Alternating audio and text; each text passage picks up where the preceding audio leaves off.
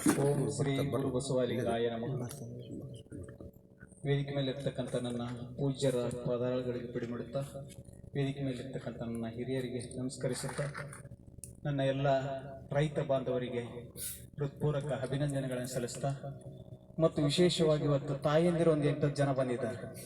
ಅವ್ರು ಇನ್ನೂ ಸ್ವಲ್ಪ ಮುಂದೆ ಬಂದ್ರೆ ಬೇಸಿರ್ತದೆ. ಯಾಕಂದ್ರೆ ಇವತ್ತು ನಡೆದಿರೋದೇ ತಾಯಿಯಂದಿರಿಂದ ಈ ಜಗತ್ತು ನಡೆದಿರೋದು. ಈ ಕೃಷಿ ಸಹಾಯಕ ಕೃಷಿ ಸುಮಾರು 21 ತಿಂಗಳುಗಳ ಗತಿಸಿದು. ನಂತರ ಸ್ವಲ್ಪ ಗ್ಯಾಪ್ ಆಗಿದ್ವಿ ನಾವೆಲ್ಲ, ರಾಮಲಿಂಗಪ್ಪ ಸಾವ್ಕಾರರು ನಾವೆಲ್ಲರೂ. ಮತ್ತೆ ಇವತ್ತು ಕುರ್ಕಂದಿಲಿಂದ ಮತ್ತೆ ಪ್ರಾರಂಭವಾಗಿದಂತ ನನಗೆ ಬಹಳಷ್ಟು ಖುಷಿ ಆಯಿತು. ಅದೇ ರೀತಿ ಇವತ್ತು ಸಹಾಯಕ ಕೃಷಿ ಇಲ್ಲೇ ನಾನು ಹೇಳಕ್ಕೆ ಹೆಚ್ಚಿಗೆ ಅನಿಸೋದಿಲ್ಲ. ಯಾಕಂದ್ರೆ ಇಲ್ಲಿ ಇರ್ತಕ್ಕಂಥ ಹಿರಿಯರನ್ನು ನೋಡಿದ್ರೆ ಎಲ್ಲ ಹಿಂದೆ ಸಹಾಯಕ ಕೃಷಿಗೆ ಬೆಳೆದಂತ ರೈತರೇ ಇಲ್ಲಿ ಕೂತಿದ್ದಾರೆ. ಇವತ್ತಿನ ಯುವ ಪೀಳಿಗೆ ಏನೈತಲ್ಲ, ನಾವೆಲ್ಲ ರಾಸಾಯನಿಕ ಬೆನ್ನತ್ತಿದ್ದೇವೆ. ಯಾಕಂದ್ರೆ ನಾವು ದುಡ್ಡಿನಿಂದ ಬೆನ್ನತ್ತಿದ್ದೇವೆ. ನಾವಿವತ್ತು ಬಹಳಷ್ಟು ಹೆಂಗಪ್ಪ ಅಂದ್ರೆ ಓಡುವ ಕುದುರೆ ಆಗಿಬಿಟ್ಟಿದ್ದೇವೆ. ಹೇಳಿದ್ರು ಬಸವರಾಜಣ್ಣವರು, ಹಿಂದೆ ಬಿಳಿಜೋಳಕ್ಕೆ ಜವಾರಿ ಹತ್ತಿಗೆ ನಾವೇನು ಗೊಬ್ಬರ ಹಾಕ್ತಿದ್ವಿ ಅಂತ. ಅವಶ್ಯಕತೆ ಇಲ್ಲ, ಇವತ್ತು ಕೂಡ ಅವಶ್ಯಕತೆ ಇಲ್ಲ. ನಾವಿವತ್ತು ಹೆಂಗಾಗಿದ್ದೇವಪ್ಪ ಅಂದ್ರೆ, ಬಸವರಾಜಣ್ಣ 10 ಚೀಲ ಬೆಳಿತೇನೆ ಅಂದ್ರೆ ನಾನು 15 ಚೀಲ ಬೆಳಿಬೇಕು. ಆದ್ರೆ ಶೂನ್ಯ ಬಂಡವಾಳದಲ್ಲಿ ಮಾಡಿರ್ತಕ್ಕಂಥ 10 ಚೀಲ ಬೆಳೆದಂತ ರೈತರಿಗಿಂತ ನೀನು 20 ಚೀಲ ಬೆಳೆದ್ರು ಲೆಕ್ಕ ಮಾಡಿದ್ರೆ 10 ಚೀಲದವನಿಗೆ ಗ್ರೇಟ್ ಆಗಿರ್ತಾನೆ. ಇದೊಂದು ಜಾಸ್ತಿ ಆಗಿರ್ಲಿಲ್ಲ ನಮಗೆ. ಇವತ್ತು ಬಹಳಷ್ಟು ಜನ ಹೇಳ್ತಿದ್ದಾರೆ, ದೇಶದ ಬೆನ್ನೆಲುಬು ರೈತ, ಜೈ ಜವಾನ್ ಜೈ ಕಿಸಾನ್ ಇಲ್ಲದ್ರೆ ಜಗತ್ತು ಇಲ್ಲ. ಅದು ಸತ್ಯ ಐತಿ. ಆದ್ರೆ ನಾವು ರೈತರಾಗಿ ಉಳಿದಿದ್ದೇವೇನೋ, ನಾವು ರೈತರಾಗಿದ್ದೇವೇನೋ ಅಂತ ನಾವು ಪ್ರಶ್ನೆ ಹಾಕಬೇಕಾಗಿದೆ. ಯಾರು ನಮ್ಗೆ ಏನು ಮಾಡ್ಬೇಕಾಗಿಲ್ಲ, ಯಾರು ನಮಗೆ ತಂದು ಕೊಡ್ಬೇಕಾಗಿಲ್ಲ. ಸರ್ಕಾರಗಳು ಬರ್ತಾ ಒಂದೊಂದು ಘೋಷಣೆ ಮಾಡ್ತಾವ, ಒಂದೊಂದು ಘೋಷಣೆ ಮಾಡಿ ನಮ್ಮನ್ನು ಓಟ್ ಹಾಕ್ಸಂದು ನಮ್ಮನ್ನ ಆಳ್ತಾ ಇದ್ದಾವ ಅಷ್ಟೇ. ಆದ್ರೆ ರೈತರನ್ನ ಆಳ್ಬೇಕಾಗಿರುವಂತ ಅವಶ್ಯಕತೆ ಅವ್ರಿಗೂ ಇಲ್ಲ, ನಾವು ಅವ್ರಿಂದ ಬೆನ್ನತ್ತಕ್ಕಂತ ಅವಶ್ಯಕತೆ ಇಲ್ಲ. ನಮ್ಮ ಶ್ರೀಗಳು ಹೇಳ್ತಿರ್ತಾರೆ, ಇಂಥ ಶ್ರೀಗಳು ಇಲ್ಲಾದ್ರು 4 ಎಮ್ಮೆಯಿಂದ ಹೋಗು, ನೀನು ಮನೆ ಸಮೃದ್ಧಿ ಆಗಿರ್ತದೆ. ಅದೇ ರಾಜಕೀಯ ಎಮ್ಮೆಲಿಂದ ಹೋದ್ರೆ ನೀನು ಹಿಂಗೆ ಹರ್ಕೊಂಡು ಬರ್ತೀಯ ಅಂತ ಶ್ರೀಗಳು ಹೇಳ್ತಿರ್ತಾರೆ. ಆ ಶ್ರೀಗಳು ಮಾತೇ ಕೇಳಲ್ಲ ನಾವ್. ಯಾಕಂದ್ರೆ ಇವತ್ತು ಬಟ್ಟೆ ಹಾಕಿದ್ವನ ಓಡಿದ್ವನ ಅವರು ಅವಶ್ಯಕತೆ ಇದ್ದಾಗ ಮಾತ್ರ ನಮ್ಮನ್ನ ರಾಜಕಾರಣಿಗಳು ಬಳಸಿಕೊಳ್ತಾರೆ. ಆದ್ರೆ ರೈತ ಯಾರನ್ನು ಬಳಸಿಕೊಳ್ಳಲ್ಲ. ಆದ್ರೂ ನಾವು ರೈತರು ಇತ್ತೀಚೆಗೆ ಸ್ವಲ್ಪ ಆಶೆ ಬಿದ್ದಿದ್ದೇವೆ. ನಾನು ಕೆಲವೊಬ್ರು ಪ್ಲಾಟ್ಗಳು, ಕೆಲವೊಬ್ರು ಬೀಜನ್ನ ಸೀಡ್ಸ್ ಮಾಡುವಂತ ರೈತರು ನೋಡಿದ್ರೆ ಇವತ್ತು 10 ಎಕರೆ 20 ಎಕರೆ ಮಾಡ್ತಿದ್ದಾರೆ. 10 ಎಕರೆ 20 ಎಕರೆ ಮಾಡಿದಾಗ ಈ ಮಳೆ ಚಳಿಗಾಲದಲ್ಲಿ ಕಾಸು ಸರಿಗೆ ಆಗಲ್ಲ. ಅದನ್ನ ಅಧಿಕಾರಿಗಳಿಗೆ ಕೊಟ್ಟು ಅದನ್ನ ಪಾಸ್ ಮಾಡಿಸಿ ಇವತ್ತು ರೈತರಿಗೆ ಬೀಜ ಮೋಸವಂಚನೆ ಮಾಡ್ತಕ್ಕಂಥವ್ರು ನಾವು ಒಂದ್ಸಲ ನಾವು ಆಲೋಚನೆ ಮಾಡಬೇಕಾಗಿದೆ ರೈತರು. ಆದ್ರೆ ರೈತರಿಗೆ ಒತ್ತಡಗಳು ಜಾಸ್ತಿ ಇರ್ತವೆ. ಬಿಸಿಲು ಅನ್ನೋದಿಲ್ಲ, ಮಳೆ ಅನ್ನೋದಿಲ್ಲ, ಚಳಿ ಅನ್ನೋದಿಲ್ಲ. ದುಡಿದು ಇಡೀ ದೇಶಕ್ಕೆ ಅನ್ನ ಕೊಡ್ತಾನೆ ಎಂಬುದು ಮಾತ್ರ ಅಷ್ಟೇ ಸತ್ಯ. ಆದ್ರೆ ಇವತ್ತು ಹೆಂಗಾಗ್ಬಿಟ್ಟಿದೆಪ್ಪ ಅಂದ್ರೆ, ನಾವು ರಾಮನಗೌಡರು ನಾವು ಕುತ್ಕೊಂಡಾಗ ಮಾತಾಡ್ತಿದ್ವಿ ಹಿಂದೆ. ಅವತ್ತು ಕನ್ಯೆ ಕೊಡ್ಬೇಕಾದ್ರೆ ಎಷ್ಟೆಷ್ಟು ಅಂಕಣ ಮನೆ ಐತೆ ಅಂತ ಕೇಳ್ತಿದ್ರು. ಇವತ್ತು ಪಾಲಿಸ್ ಬಂಡಿ ಹಾಕಿದಾರೋ, ಬಿಲ್ಡಿಂಗ್ ಕಟ್ಟಿದಾರೋ, ಮೇಲೆ ಅಂತಿಸ್ತಿ ಮನೆ ಐತು, ಬಗಾನ 2 ಎಮ್ಮೆ 2 ಆಕಳದ ಒಂದು ಇಲ್ಲೇ ಕುಂತಿದಾರಲ್ಲ ತಾಯಿಂದರು ಕೊಡ್ತಾರೆ ಅಂತ ಕೇಳ್ಬೇಕು. ಸಾಧ್ಯನೇ ಇಲ್ಲ, ಕೊಡಕ್ ಒಪ್ಪೋದಿಲ್ಲ. ನಾವೊಬ್ಬ ರೈತಾಗಿ ರೈತಿಗೆ ಹೆಣ್ಣು ಕೊಡಕ್ ತಯಾರಿಲ್ಲ. ಅಲ್ಲ, ಅದು ವೈಯಕ್ತಿಕ ಅಂತ ತಿಳ್ಕೊಂಡಿರ್ಬೋದು. ಆದ್ರೆ ರೈತ ಬದುಕುವಂತ ಶೈಲಿ ಕಲ್ಕಬೇಕಾಗ್ತದೆ.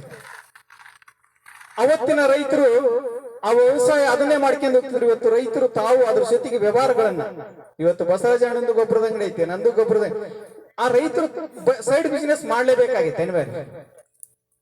ಆದ್ರೆ ನಾವು ಮಾಡ್ತಕ್ಕಂತ ಕಾಯಕದೊಳಗೆ ನಿಷ್ಠೆ ಇರಬೇಕು.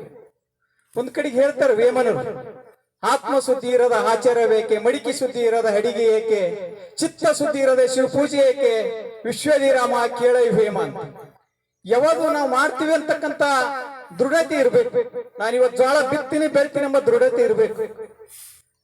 ಇಲ್ಲ ಇವಸ ಏನಾಗ್ಬಿಟ್ಟದಂದ್ರೆ, ಇವತ್ತು ನೋಡ್ರು ಡ್ರೈಲ್ಯಾಂಡ್ನಾಗ ತೊಗರಿ ಅಂದ್ರೆ ವಿಪರೀತ ಆಗ್ಬಿಟ್ಟೈತಿ. ನಾವ್ ಹೆಂಗಪ್ಪ ಅಂದ್ರೆ 11,000 12,000 ಮಾರ್ಬಿಡ್ತೀವಿ. ಈ ವರ್ಷ ಎಲ್ಲರೂ ಆ ಕಡೆಗೆ ಹೊಂಟ್ಬಿಟ್ಟು. ನಾನು ದಯವಿಟ್ಟು ರೈತರಲ್ಲಿ ಕೇಳ್ಕೊಳ್ತೇನೆ, 10 ಎಕರೆ ಹೊಲ ಇದ್ರೆ ಒಂದ್ 5 ಬೆಳೆ ಬೆಳೆಸಿ. 2 ಎಕರೆ ತೊಗರಿ ಹಾಕಿದ್ರೆ 2 ಎಕರೆ ಉಳ್ಳಾಗಡ್ಡೆ ಹಾಕಿದ್ರೆ 2 ಎಕರೆ ಉಳ್ಳಾಗಡ್ಡೆ ಹಾಕಿದ್ರೆ 2 ಎಕರೆ ಸೂರ್ಯಪಾನ ಹಾಕಿದ್ರೆ 2 ಸೂರ್ಯಪಾನ ಹಾಕಿದ್ರೆ 2 ಎಕರೆ ಜೋಳ ಹಾಕಿ. ನಾವಿಲ್ಲ ಒಂದು ಬೆಳೆ ಯಾವತ್ತು ಫಲವತ್ತಾದ ರೇಟ್ ಸಿಗ್ತದ, ಅದರಿಂದ ಬೆನ್ನು ಹೋಗ್ತದ್ರಿಂದ ನಾನು ಒಂದು 10 ವರ್ಷ ಉಳ್ಳಾಗಡ್ಡಿ ಬೆಳೆದೆ. ಬರೇ ಉಳ್ಳಾಗಡ್ಡಿ ಬೆಳ್ತಿದ್ದೆ. ರಾಸಾಯನಿಕ ಹಾಕಿಲ್ಲ ಅಂತ ಹೇಳಲ್ಲ, ರಾಸಾಯನಿಕ ಹಾಕ್ತಿದ್ದೆ, ಜೀವಾಮೃತ ಹಾಕ್ತಿದ್ದೆ, ಗೋಕುಮೃತ ಹಾಕ್ತಿದ್ದೆ. ಅದರಿಂದ ಮಿನಿಮಮ್ ಏನಿಲ್ಲ ಅಂದ್ರೆ 1 ಎಕರೆ 100 ಕ್ವಿಂಟಲ್. ನಮ್ಮ ರೈತರ ಮನೆಗೆ ಒಂದು ಹಾಲು ಮೊಸರು ಹೋಯ್ತಿದ್ರು. ಬಹಳಷ್ಟು ರೈತರು ಮಾರ್ತಿದ್ರು, ತುಪ್ಪ ಮಾರ್ತಿದ್ರು. ಸ್ವಲ್ಪ ಇವತ್ತು ಹೆಂಗಾಗ್ಬಿಟ್ಟಿವಿ ಅಂದ್ರೆ ತುಪ್ಪ ಇರ್ತಕ್ಕಂಥವ್ರು ಕೂಡ ಮಾರಿ ಅದೇನು ಒಳ್ಳೆಣ್ಣೆ ಐತಲ್ಲ, ಸಮುದ್ರಕ್ಕೆ ಸುರುವಂತ ಆಯಿಲ್ ತಂದು ಇವತ್ತು ಒಳ್ಳೆಣ್ಣೆ ಕೊಡಕ್ಕೆ ಹಚ್ಚಾರ. ನಮ್ಮ ತಾಯಿ ಅಂದ್ರೆ ಏನೈತೆ, ಅದು ಪಲ್ಯ ರುಚಿ ಆಗೋಲ್ತ ಅನ್ನೋದು 4 ಚಮಚ ಹಾಕೋದು, 4 ಚಮಚ ಹಾಕೋದು. ಇವತ್ತು ಆದಷ್ಟು ಎಲ್ಲಾ ಕಡೆಗೆ ಗ್ರಾಮೀಣ ಪ್ರದೇಶದಲ್ಲಿ ಕೂಡ ಗಾಣಗಳು ಬಂದಿದ್ದಾವೆ. ನಿಮಗೆ ಅದಕ್ಕೆ ಕಾಸ್ಟ್ ಅನ್ಸಬಹುದು,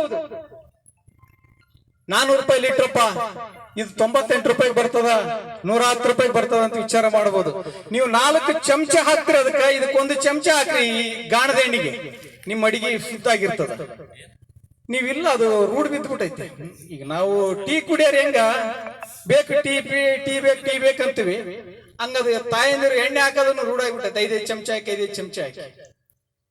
ನಾನು ಸುಮಾರು 4 ವರ್ಷ ಆಯ್ತು ಸಣ್ಣ ಒಂದು ಮಿಷನ್ ತಗೊಂಡ್ ಮನೆಯಲ್ಲಿಗೆ ಒಳ್ಳೆ ನಮ್ಗಳು ನೋಡಿರ್ಬೇಕು. ನಮ್ಮ ತೋಟಕ್ಕೆ ಬಂದಾಗ ಮಿಷನ್ ನೀವು ಸ್ವಂತ ನಮ್ಮ ಅಡಿಗೆ ಮಾಡತಕ್ಕಂತ ಹೆಣ್ಮಗಳೇ ಅತ್ತ ರೊಟ್ಟಿ ಮಾಡಕ್ ಹಚ್ಚಿದಿರ್ತಾವ. ಒಂದಿಷ್ಟು ಖುಷಿ ಆಗ್ತಾಳ, ಎಣ್ಣೆ ಮಾಡ್ಕೊಂತ, ಸೂರ್ಯಪಾನ ಆಗ್ತಾಳ, ಎಣ್ಣೆ ಮಾಡ್ಕೊಂತ. ಆ ಸೇಲಿಗೆ ನಾವು ಹೋಗ್ಬೇಕಾಯ್ತ. ಹಾಲು ಮೊಸರು ತುಪ್ಪ ಇದನ್ನ ತಿನ್ಬೇಕಾಯ್ತು. ಇದನ್ನೆಲ್ಲ ಬಿಟ್ಟಿವನ ಬೇಕ್ರಿಯಾಗ ಅದು ಮಕ್ಕಳು ಹುಟ್ಟಿದಪ್ಪ ಅಂತ ಎಂತೆಂತ ಕೇಕ್ ಅಂದ್ರೆ ಒಬ್ಬೊಬ್ಬರು 1000-1200 ರೂಪಾಯಿ ಕೇಕ್ ತಂದು ಕಟ್ ಮಾಡಿಸ್ತಾರೆ. ಅದ್ರಲ್ಲಿ ಎಷ್ಟು ಕೆಮಿಕಲ್ ಐತೆ ಅಂತ ನಮ್ ವಿಚಾರಗಳು ಇಲ್ಲ. ಇಲ್ಲಿ ಗಾಣದ ಎಣ್ಣೆ ಕೂಡ ತೆಗೆದಿದ್ದಾರೆ. ಎದ್ರದ್ರಿ ಸರ್ ಇದು? ಶೇಂಗಾ ಎಣ್ಣೆ. ಸ್ವಲ್ಪ ಮಂದ ಕಾಣ್ತೈತೆ. ಕುಸುಬೆ ಎಣ್ಣೆ ಅಂದ್ರೆ ಅದ್ಭುತ, ತುಪ್ಪದಕ್ಕಿಂತ ರುಚಿ ಇರ್ತದೆ ಕುಸುಬೆ ಎಣ್ಣೆ. ನಮ್ಮ ಹಿರಿಯರೆಲ್ಲ ತಿಂದಿರ್ತಾರೆ, ಯಾರಿಗೆ ಹೇಳ್ಬೇಕಾಗಿಲ್ಲ. ಕುಸುಬೆ ಎಣ್ಣೆ, ಸೂರ್ಯಪಾನ ಎಣ್ಣೆ. ಅವತ್ತಿನ ಕಾಲದಾಗ ಕುಸುಬೆ ಎಣ್ಣೆ ಹಾಕ್ಸ್ಕೊಂಡ್ ಬರ್ತಿದ್ರು, ಸೂರ್ಯಪಾನ ಎಣ್ಣೆ ಜಾಸ್ತಿ ಯೂಸ್ ಮಾಡ್ತಿರ್ಲಿಲ್ಲ. ಮಾಕಾಪುರ ಅಂತ ಅಲ್ಲಿ ಒಂದು 8-10 ಜಿನ್ಗಳಿದ್ವು ಅವತ್ತು. ಅವು ಬಂದಾಗ ಯಾಕಂದ್ರೆ ಕುಸುಬೆ ಬೆಳೆಯಾರ ಇಲ್ಲ. ಕುಸುಬೆ ಬೆಳೆಯಾರ ಯಾಕಿಲ್ಲ ಅಂದ್ರೆ ಕುಸುಬೆ ಕೊಯ್ಯಾರಿಲ್ಲ, ಮುಳ್ಳು ಇರ್ತಾವಂತ. ಕುಸುಬೆ ಯಾವಾಗ ಕೊಯ್ಬೇಕಂತ ನಮಗೆ ಗೊತ್ತಿಲ್ಲ. ನಮ್ಮ ರೈತನ ಮಕ್ಕಳನ್ನು ಕೂಡ ಇವತ್ತು ಸಿಟಿಯಲ್ಲಿ ಓದಿಸಿದ್ದೇವೆ. ಮನೆಗೆ ಬಂದ್ರೆ ಮಡಿಕೆ ಅಂದ್ರೆ ಏನು, ಕುಂಟೆ ಅಂದ್ರೆ ಏನು, ಎಡಿ ಕುಂಟೆ ಅಂದ್ರೆ ಏನು, ಕೂರಿಗೆ ಅಂದ್ರೆ ಏನು ಅಂತ ಗೊತ್ತಿಲ್ಲ. ಯಾವತ್ತು ಮಕ್ಕಳನ್ನ ಎತ್ತರಕ್ಕೆ ಬೆಳೆಸ್ರಿ, ಓದಿಸ್ರಿ, ಬೇಡನಲ್ಲ. ಮನೆಗೆ ಬಂದಾಗ ಪ್ರಾಕ್ಟಿಕಲ್ ಆಗಿ 1 ತಾಸು ನಿಮ್ಮ ಹೊಲದಲ್ಲಿ ಕೆಲಸ ಮಾಡಕ್ ಅವಾಗ ಆ ಮಗುವಿಗೆ ಗೊತ್ತಿರ್ತದೆ. ಅಲ್ಲಿ ಏನಾದ್ರೂ ಜಾಬ್ ಸಿಕ್ಕಿಲ್ಲ ಅಂದ್ರೆ ಬಂದಿಲ್ಲ ಈ ಜೀವನ ಮಾಡ್ತಾರೆ, ಇಲ್ಲಂದ್ರೆ ಅವ್ರ ಗತಿ ಹಂಗಾಗ್ಬಿಡ್ತದೆ. ಅದಕ್ಕೋಸ್ಕರ ಇವತ್ತು ನಮ್ಮ ಯದ್ಲಡ್ಡಿ ಶ್ರೀಗಳು ಇದನ್ನ ಅಧ್ಯಕ್ಷತೆಯಲ್ಲಿ ಅದ್ಭುತ ಎಲ್ಲಾ ಕಡೆಗೆ ಹಳ್ಳಿಗೆ ತಾವು ಇಚ್ಛೆಯಿಂದ ಎಲ್ಲರನ್ನು ಒಗ್ಗೂಡಿಸಿ ಇದ್ರ ಬಗ್ಗೆ ಅಂದ್ರೆ ಇಷ್ಟೆಲ್ಲ ಮಾತಾಡ್ತಾನಪ್ಪ, ಈತೇನು ಸಾವಯವ ಬೆಳಿತೇನ? ಇಲ್ಲ, ಬೆಳೆದಿಲ್ಲ, ರಾಸಾಯನಿಕ ಹಾಕ್ತೀನಿ. ಅದ್ರ ಜೊತೆಗೆ ನಮ್ಮ ಭೂಮಿ ಉಳಿಸ್ಬೇಕಂತ ಗೋಕಾಮೃತ ನಾವು ಮನೆಯಲ್ಲೇ ರೆಡಿ ಮಾಡಿಕೊಂತ, ಟೈಮ್ ಬಂದ್ರೆ ಜೀವಾಮೃತ ರೆಡಿ ಮಾಡಿಕೊಂತ. ನೀವು ತಲೆ ಸ್ವಚ್ಛ ಮಾಡಕ್ಕೆ ಶಾಂಪ್ ಹಾಕ್ಯನಕ್ ಹಚ್ಚಿರಲ್ಲ, ಅದರಲ್ಲಿ ಕೂಡ ಕೆಮಿಕಲ್ ಐತೆ. ಅದು ನನ್ಗೆ ಗೊತ್ತಾಗ್ತಿದ್ದಿಲ್ಲ. ನಮ್ಮ ರಾಮಲಿಂಗಪ್ಪ ಸಾವ್ಕಾರ ಒಂದ್ಸಲ ಅಲಸಂದಿಗೆ ಕರಿಜಿಗೆ ಬಿದ್ದು ಬಿಟ್ಟಿತ್ತು. ಏನ್ ಮಾಡ್ಬೇಕು ಸಾವ್ಕಾರ ಅಂತ ಫೋನ್ ಹಚ್ಚಿರ್, ಶಾಂಪ್ ಹಾಕಿ ಕೊಡಿ ತಮ್ಮ ನೋಡವ ಅಂತ ಹೇಳಿದ. ಅದನ್ನ ಹಾಕಿ ಕೊಡಿದ್ರೆ ಸ್ವಚ್ಛ ಆಗಿ ಹೋಗ್ತಿ ಅಂದ್ರೆ ಅದರಲ್ಲಿ ಕೂಡ ಕೆಮಿಕಲ್ ಐತೆ ಅಂತ ನನಗೆ ಅವತ್ತು ಗೊತ್ತಾಯ್ತು. ಅಂದ್ರೆ ತಾಯಂದಿರು ಇವತ್ತು ಮನೆಯಲ್ಲಿ ನೋಡ್ಬೇಕು, ನಮ್ಮ ಮನೇಲಿ ಕೂಡ ಅದಾವ, ಏನ್ ಮಾಡಕ್ಕಿಲ್ಲ. ರೊಟ್ಟಿ ಬಡಿಯೋದ್ ಬಿಟ್ಟು ತೀಡಕ್ ಹಚ್ಚಾರ. ಆದ್ರೆ ತೀಡೋದ್ ತಪ್ಪಲ್ಲವ. ತೀಡಿದ ರೊಟ್ಟಿಗೂ ಬಡದ ರೊಟ್ಟಿಗೂ, ತೀಡಿದ ರೊಟ್ಟಿ ಮುಂಜಾನೆ ಉಣ್ಣಕ್ ಚಂದ ಇರ್ತದ, ಮಧ್ಯಾಹ್ನಕ್ಕೆ ತಿಂದ್ರೆ ಹೆಂಗಿರ್ತದ? ಯಪ್ಪ, ಮಧ್ಯಾಹ್ನ ರೊಟ್ಟೆ ತಿನ್ನೋದು ಬಿಟ್ಬಿಟ್ಟು ಬಿಡು, ನಾವು ಅನ್ನ ಮಾಡ್ಕೊಂತ ತಿಂದು ಬಿಡ್ತೀವಿ. ಅದು ಎಲ್ಲೇ ಮುಂಜಾನೆ ತೀಡಿ ಬಗೆಹರಿಸ್ಕೊಂಡ್ಬಿಡ್ತೀವಿ ಅಂತ. ಅವತ್ತಿನ ಕಾಲದಾಗ ಅಮಾಸಿ ಬಂದೈತೆ ಅಂದ್ರೆ ತೀಡಿ ರೊಟ್ಟಿ ಮಾಡ್ತಿದ್ರು. ಇವತ್ತು ಇಡೀ ತಿಂಗಳು ಅಮಾಸಿ ಅನ್ನಂಗ ಆಗ್ಬಿಟ್ಟೈತಿ. ಮೊನ್ನೆ 2 ಲಾತ್ತುಣಿಕಿ ಮುರಿದು ಬಿಟ್ಟಿ ನಮ್ಮ ಮನೆಗೆ. ಯಾಕಂದ್ರೆ ಇವ್ರು ಬಿಡಲ್ಲ, ತೀಡ್ತಾರಂತ. ಅದಕ್ಕೆ ಈ ಜಗತ್ತು ಇರೋದು ತಾಯಂದಿರಿಂದ. ತಾಯಂದಿರು ಯೋಚನೆ ಮಾಡ್ಬೇಕಾಗೈತೆ. ಇಂಥ ಕಾರ್ಯಕ್ರಮಕ್ಕ ನಾವು ಕರ್ಕೊಂಡ್ಬರ್ಬೇಕು, ಕರೆವು ನಮ್ಮ ಹೆಣ್ಮಕ್ಳು. ಆದ್ರೆ ಏನ್ ಮಾಡೋದೈತೆ? ಮುಂಜಾನೆ 6 ಗಳೆ ಕಟ್ಟಿನಿ, 10:45 ಗಳೆ ಹೊಡೆದಿನಿ, ಹೆಣ್ಮಕ್ಳಿಗೆ ಎತ್ ಮೆಸಕ್ ಹಚ್ಚಿ ಬಂದೀನಿ. ಅವ್ರು ಕರ್ಕೊಂಡ್ಬರಕ್ಕಿಲ್ಲ, ಮತ್ತೆ ಅದನ್ನ ಮಾಡ್ಬೇಕಲ್ಲ, ಇಲ್ಲಿ ಬರ್ಬೇಕಲ್ಲ. ಈಗ ಮತ್ 3 ಗಂಟೆಗೆ ಗಳೆ ಕಟ್ಬೇಕು. ಈಗ ಮತ್ತೆ ನೀವು ಯಾಕೆ ಹೇಳ್ದಂಗೆ ಕಾರ್ಯಕ್ರಮ ಅಂದ್ರು ದಯವಿಟ್ಟು ಯಾರು ಕ್ಷಮಿಸ್ಬೇಕು, ನಾನು ಹೋಗ್ತೀನಿ. ಯಾಕಂದ್ರೆ ನಾಳೆ ಸೋಮವಾರ ಗಳೆ ಕಟ್ಟಂಗಲ್ಲ. ಅದಕ್ಕೋಸ್ಕರ ನಮ್ಮ ಕಾಯಕದ ಮೇಲೆ ನಿಷ್ಠೆ ಇರಲಿ ಎಲ್ಲರಿಗೆ, ನಮ್ಮ ಆರೋಗ್ಯದ ಮೇಲೆ ನಿಷ್ಠೆ ಇರಲಿ. ಆರೋಗ್ಯ ಮುಖ್ಯ. ಆರೋಗ್ಯ ಇದ್ರೆ ಕಾಯಕ ಮಾಡ್ಬೋದು. ಆರೋಗ್ಯನ ಕಳ್ಕೊಂಡ್ ಏನ್ ಮಾಡ್ತೀವಿ? ಇನ್ನ ನಾವೇನಾದ್ರು ಇದೇ ರಾಸಾಯನಿಕ ಬಳಸ್ಕೊಂಡು ಹೋದ್ರೆ ಸಿಂಧನೂರು ಗಂಗಾವತಿ ಕನ್ಯಾ ಕೊಡ್ಬಾಡ್ರಪ್ಪ ಅನ್ನೋ ಪರಿಸ್ಥಿತಿ ಬರ್ತದೆ. ಯಾಕಂದ್ರೆ ಭತ್ತಗಳಿಗೆ ಆನಮನಿ ಕ್ರಿಮಿನಾಶಕ ಆಗ್ತಾ ಇದ್ದೇವೆ ನಾವು. ಭತ್ತಗಳಿಗೆಲ್ಲ ಇವತ್ತು ಜ್ವಾಳಕ್ಕೂ ಹಾಕಕ್ಕಚ್ಚಿ, ಕಡ್ಲಿಗೆ ಹಾಕಕ್ಕಚ್ಚಿ, ಹತ್ತಿ ಅಂತೂ ಜವಾರಿ ಹತ್ತಿ ಹೋಗ್ಬಿಡ್ತದೆ, ಹೇಳಕ್ಕಿಲ್ಲ ಹೆಸರಿಲ್ದಂಗೆ. ನಾನು ಮನೆ ಕೇಳಿದೆ ಎಲ್ಲ ಹತ್ತಿ ಬೀಜ ಸಿಗ್ತಾವನ್ರಿ, ಒಂದ್ 2 ಎಕರೆ ಹಾಕಿ ನೋಡೋಣ. ರಾಣಿಬೆನ್ನೂರಾಗ ಏನೋ ಸಿಗ್ಬೋದು ನೋಡ್ರಿ ಅಂದ್ರೆ ಅಲ್ಲಿಗೂ ಫೋನ್ ಹಚ್ಚಿದೆ, ಇಲ್ರಿ ಅವ್ ಜವಾರಿ ತಳಿ ಸಿಗಲ್ಲ ಅಂದ. ಆದ್ರೂ ಸಿಗಬಹುದು, ನಾವು ಸರ್ಚ್ ಮಾಡಿದ್ರೆ ಸಿಗಬಹುದು ಎಲ್ಲಿಯಾದ್ರೂ. ನಾವು ಜವಾರಿ ತಳಿಗಳನ್ನ ಮತ್ತೆ ಪುನರಾವರ್ತನೆ ತರಬೇಕು. ಅವತ್ತಿನ ಜ್ವಾಳ ಹೆಂಗಿರ್ತಿದ್ವು ಅಂದ್ರೆ ಅವ್ ಯಾವ ಗಡಿಗೆ ಜ್ವಾಳ ಎಂತಿದ್ರು, ಎಷ್ಟು ಗಟ್ಟಿ ಅವು, ಜಿಂದಾರ ನಡಗಬೇಕು ಗಡ ಗಡ ಗಡ ಅಂತ. ತಾಯಂದಿರು ಕಲ್ಲಾಗ ಹಾಕಿ ಬೀಸ್ತಿದ್ರು ಅಂತ ಜ್ವಾಳನ, ಯಾಕಂದ್ರೆ ಅವ್ರು ಆ ರೊಟ್ಟಿ ತಿಂದು ಅಷ್ಟು ಗಟ್ಟಿ ಇದ್ರು. ಇವತ್ತು ಅಕ್ಕಿ ತಿಂದು ಅದು ಹೇಳ್ಬಾರ್ದು, ಆ ಪರಿಸ್ಥಿತಿಗೆ ನಾವು ಬಂದೀವಿ. ಆ ರೊಟ್ಟಿ ಕೂಡ ತಾಯಂದಿರು ಒಂದಿಟ್ಟು ಬಡಿಯೋದ್ರಿಂದ ನಿಮ್ಮ ಆರೋಗ್ಯ ಕೂಡ, ಈ ನರನಾಡಿಗಳಲ್ಲಿ ನಿಮ್ಮ ಬಳೆ ಆಡ್ತಿರ್ತದೆ, ಅದರಿಂದ ನಿಮ್ಮ ಆರೋಗ್ಯ ಕೂಡ ಸುಧಾರಿಸ್ತದೆ. ಚಪ್ಪಾಳಿ ಬಡಿಯೋದ್ರಿಂದ ನೋಡ್ರಿ, ನಗೋದ್ರಿಂದ ನೋಡ್ರಿ ಆರೋಗ್ಯ ಇರ್ತದೆ. ಹಾಸ್ಯಗಳನ್ನ ಯಾಕೆ ಕೇಳ್ತಾರಂದ್ರೆ ಆ ನಗೋದ್ರಲ್ಲಿ ಆರೋಗ್ಯ ಐತಿ, ಚಪ್ಪಾಳಿ ತಟ್ಟೋದ್ರಿಂದ ಆರೋಗ್ಯ ಐತಿ. ಆದ್ರೆ ಇವತ್ತೇನಂದ್ರೆ ಒಂದು ಡಾಗ್ ಹಿಡ್ಕಂದ್ರನ ರೋಡಿಗೆ ವಾಕಿಂಗ್ ಹೊಂಟ್ರ ನಾಯಿ, ಅದನ್ನೇ ಯಪ್ಪ ಒಂದು ಆಕಳು ಹಿಡ್ಕಂದವ್ರು, ಯವ್ವ ನಿಮಗೆ ತುಪ್ಪ ಮೊಸರು ನಿಮ್ ಮಕ್ಕಳಿಗೆ ಹೆಂಗ್ ಬೇಕಾದಷ್ಟು ತಿನ್ಬೋದು. ಅಲ್ರಿ ನಾವು ರೈತರದೀವಿ, ನಮಗೂ ವಾಕ್ ಮಾಡಂತಾರ. ನೀನ್ ರೈತಾಗಿ ಉಳಿದಿಲ್ಲ, ಅವತ್ತು ಬೀಸ್ತಿದ್ದೀಯವ್ವ, ಕುಟ್ಟುತ್ತಿದ್ದೀಯವ್ವ, ನೀರು ಬಾಯಗಳಿದ್ದ 10-100 ಪಾಯಿಂಟ್ ಕೆಳಗೋಗಿ ನೀರು ಸೇರ್ಕೊಂಡ್ ಇತ್ಕೊಂಡ್ ಬರ್ತಿದ್ದೀಯವ್ವ. ಬೆಳತಾನೆ ಇದ್ದಾಗ ಕತ್ತಿ ಗುಡ್ಡ ಅಂದ್ರೆ ನೀರ ಇಲ್ರಿ ಅಪ್ಪ, ಅವಾಗ ವರ್ತ್ಯಾಗ ಹೋಗಿ ನೀರ್ ತರ್ಬೇಕು, ಇಲ್ಲ ಅದು ಉಪ್ನೀರ್ ಬಾಯಿ ಅಂತಿತ್ತು, ಅಲ್ಲಿ ಇಳಿದು ನೀರು ಬಸ್ಕೊಂಡ್ ತರ್ಬೇಕು ಅಂತ ಪರಿಸ್ಥಿತಿ ಇತ್ತು.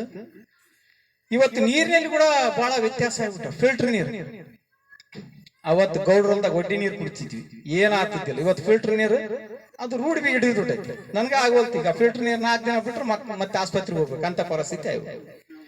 ಅಲೋಟುಗಳು ಅವು ಹೆಂಗ್ ರೂಢಿಗೆ ಹಿಡಿವಿ ಹಂಗಾಗ್ಬಿಟ್ಟೈತಿ.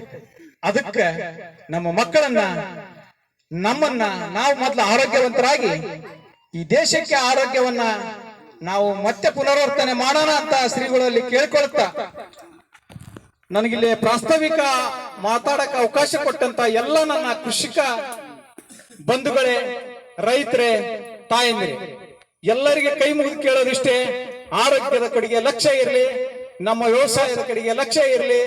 ನಮ್ಮ ಭೂಮಿ ನಾವು ಇನ್ ಮೇಲೆ ಭೂಮಿ ಗಳಿಸಕ್ ಆಗ್ಲಿಕ್ಕಿಲ್ಲ, ಇದ್ದ ಭೂಮಿನ ಉಳಿಸ್ಬೇಕಾಗೈತಿ. ಇವತ್ತು ಚಟಗಳು ನೋಡ್ರಿ ಎಷ್ಟು ಚಟಗಳು ಆಗ್ಬಿಟ್ಟವ. ಪಾನ್ ಪರಕ್ ಮಾರವನು ಅಂತುಸ್ತಿ ಮಾಡಿ ಮೇಲೆ ಅದಾನ, ಪಾನ್ ಪರಕ್ ತಿನ್ನವನು ಆಸ್ಪತ್ರೆ ಒಳಗೆ ಹೋಗಿ ಮಕ್ಕಂದಾನ. ಪರಿಸ್ಥಿತಿ ಇಷ್ಟೇ.